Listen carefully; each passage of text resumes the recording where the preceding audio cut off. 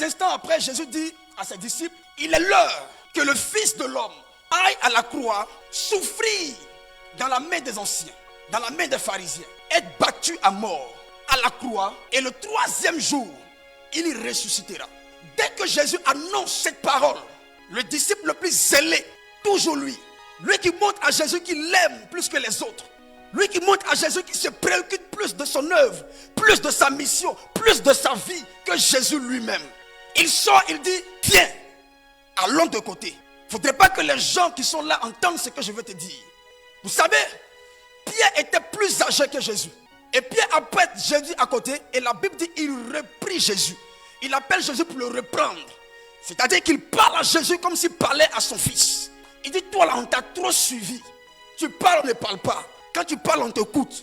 Mais regarde mon âge. Parce qu'on te suit, toi le petit gamin de 30 ans. On a laissé la pêche pour toi. On a laissé nos femmes pour toi.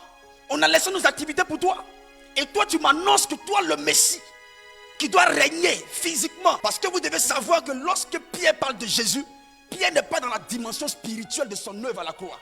Pierre voit quelqu'un qui va venir les libérer de l'oppression des Romains. Donc Pierre est en train de se voir comme premier ministre. Parce que le zèle que Pierre dégageait à l'époque, c'était un zèle intéressé. Il le faisait parce qu'il espérait avoir une récompense dans le cercle dans lequel il était. Pour lui, il voit quelqu'un qui fait marcher les paralytiques. Il voit quelqu'un qui a une renommée internationale. Il voit quelqu'un qui est prisé dans les nations. Il voit quelqu'un qui est écouté en Israël. Il voit quelqu'un qui fait marcher les paralytiques. Et il espère que c'est le Messie qui a été annoncé par Ésaïe, qui va venir faire instaurer le royaume de Dieu. Et il s'imagine être le premier ministre de Jésus-Christ. Il dit, jeune homme, on a assez parlé avec toi tranquillement. On t'a trop écouté dans cette affaire-là. Mais ton affaire d'aller mourir là, si tu me répètes ça encore, tu vas m'entendre. Il reprit Jésus. Il y a des gens dans ta marche, parce que tu vises la croix, tu dis que toi tu vas mourir pour Jésus. Toi tu vas laisser le bien de ce monde pour Jésus. Tu vas laisser ton poste pour Jésus. Tu vas laisser les propositions pour Jésus. Ces personnes montrent qu'ils t'aiment plus que toi-même. Ils disent, mais toi là, est-ce que ton affaire de Jésus là même là, tu n'es pas folle? Parce que toi on te regarde dans la maison, tu prêches, tu chantes, tu danses. On a assez duré dans cette affaire. Tu as 30 ans, tu ne vois pas ta vie. Tu as 35 ans, tu ne vois pas ta vie. Tu ne peux pas porter les mini et sortir dans les rues. Tu ne peux pas mettre les rouges à lèvres et sortir dans les rues. Quelles sont ces robes longues que tu portes? Depuis quand tu vas te marier? Jésus regarde celui qui pense qu'il l'aime plus que lui. Il dit, arrière de moi Satan. À un moment donné de ta marche chrétienne, quand tu es confronté au défi de la croix, les voix qui viennent te faire renoncer l'initiative de la croix, de la crucifixion, tu dois regarder ces langues-là, ces bouches-là, ces regards-là, droit dans les yeux. Et tu lui dis, arrière de moi, Satan.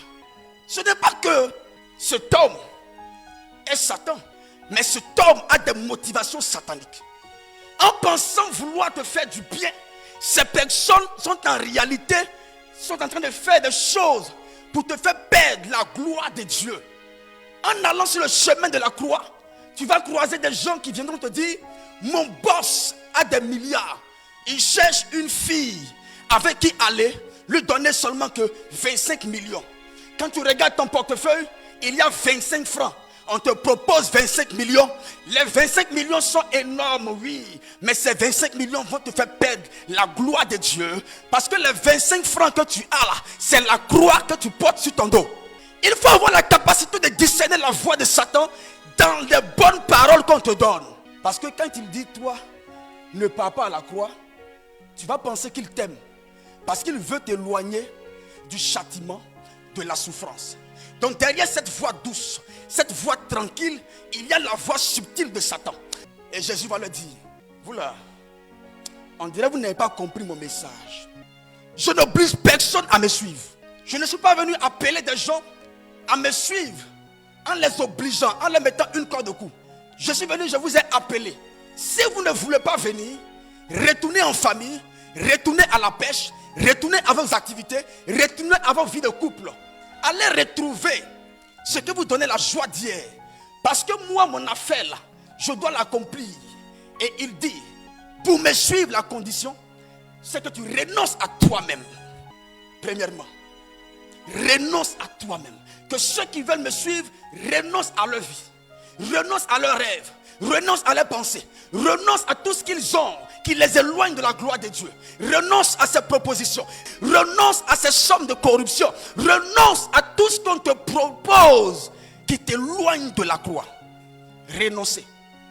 Et deuxièmement, quand tu renonces à toutes ces choses, suis-moi, mais en prenant ta croix personnelle.